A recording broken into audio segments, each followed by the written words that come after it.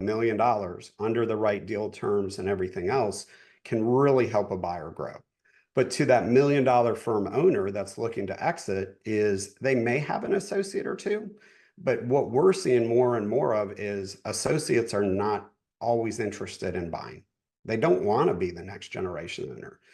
What if their brand name is their name, like the Friedman Law Firm, and my name is Amsel, not Friedman? So, what happens then? Is that a barrier to the sale? Is that something that people typically would change after they purchase it because they're buying the brand recognition? So, how does that work? Yep, absolutely. So if you've named the firm after yourself, which if you're looking at a solo owner that's been practicing 30, 40, 50 years, most of them have named the firm after themselves or themselves and some retired or deceased partners or otherwise.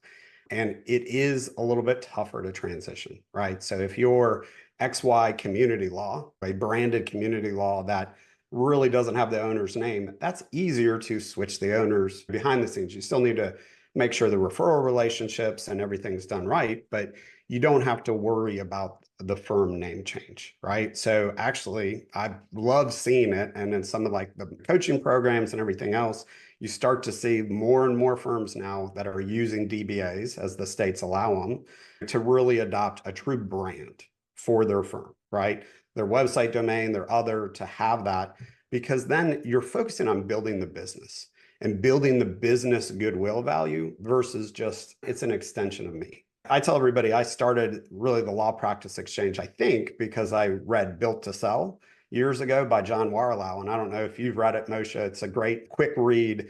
But the biggest concept from that was if you are everything, you don't necessarily have a business to sell.